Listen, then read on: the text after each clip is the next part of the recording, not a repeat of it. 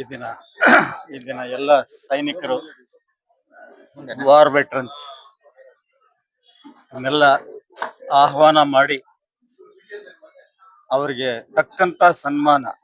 ಈ ರೀತಿ ಸನ್ಮಾನ ತುಂಬಾ ರೇರ್, ಯಾವಾಗ್ಲೂ ಆಗೋದಿಲ್ಲ.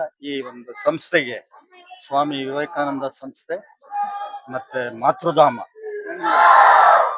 ಈ ಒಂದು ಆರ್ಗನೈಸೇಷನ್ ಅಲ್ಲಿ ಒಂದು ಪಾಲ್ಗೊಂಡಂತ ಮತ್ತು ಮಕ್ಕಳು ತುಂಬಾ ಚೆನ್ನಾಗಿ ಅವರ ಒಂದು ಕಲ್ಚರಲ್ ಪರ್ಫಾರ್ಮೆನ್ಸ್, ಎಲ್ಲ ದೇಶಭಕ್ತಿಗೆ ಸಂಬಂಧಪಟ್ಟಂತ ಕಲ್ಚರಲ್ ಪ್ರೋಗ್ರಾಮ್, ಈ ರೀತಿ ಪ್ರತಿಯೊಂದು ಸ್ಕೂಲಲ್ಲೂ ನಾವು ಮಾಡ್ತಾ ಬಂದ್ರೆ, ಪ್ರತಿಯೊಂದು ಇನ್ಸ್ಟಿಟ್ಯೂಷನ್ ಅಲ್ಲೂ ಈ ರೀತಿ ಕಾರ್ಯಕ್ರಮ ನಡೆದ್ರೆ ನಮ್ಮ ಭಾರತದ ಒಬ್ಬೊಬ್ಬ ಪ್ರಜೆನು ದೇಶಭಕ್ತ ಆಗ್ತಾನೆ ಅನ್ನೋದು ನಮ್ಮ ಒಂದಿದು.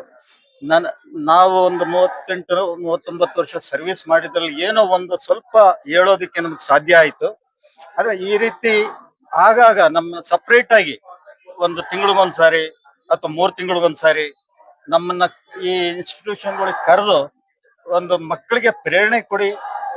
ಸೈನ್ಯ ಏನು, ಸೈನ್ಯದಲ್ಲಿ ಏನ್ ಮಾಡ್ತಾರೆ, ಸೈನಿಕ ಹೋದ್ರೆ ಏನಾಗುತ್ತೆ, ಇದನ್ನೆಲ್ಲ ನಾವು ಆ ಮಕ್ಕಳಿಗೆ ಹೇಳಿ ಒಂದು ಇನ್ಸ್ಪಿರೇಷನ್ ಕೊಡು. ಪ್ರತಿಯೊಬ್ಬ ಪ್ರಜೆನು, ಪ್ರತಿಯೊಬ್ಬ ಮಕ್ಕಳು ನಮ್ಮ ದೇಶದ್ದು ಎಲ್ಲಾರು ಸೈನಿಕರೇ. ಅದನ್ನ ಆ ಒಂದು ಉದ್ದೇಶದಿಂದ ನಾವು ಯಾವಾಗ್ಲೂ ತಯಾರಾಗಿದ್ದೀವಿ.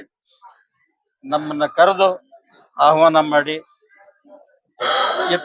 ಅವಕಾಶ ಕೊಟ್ಟಾಗ ಮಕ್ಕಳಿಗೆ ಇನ್ಸ್ಪಿರೇಷನ್ ನೋಡಿ. ಮಕ್ಕಳಲ್ಲಿ ಬೇಕಾಗಿರೋದು ಕ್ಯಾರೆಕ್ಟರ್ ಬೇಕು. ಫಸ್ಟ್ ಆಫ್ ಆಲ್ ದೇಶದ ಬಗ್ಗೆ, ನಮ್ಮ ಸಂಸ್ಕೃತಿ ಬಗ್ಗೆ ಅದನ್ನ ನಾವು ಹೇಳ್ಬೇಕು. ಅದರಲ್ಲಿ ಸೋಲ್ಜರ್ ಹೇಳ್ತಾನೆ ಅಂದ್ರೆ ಜನಗಳಿಗೆ ಇಂಪ್ರೆಷನ್ ಜಾಸ್ತಿ ಬರುತ್ತೆ.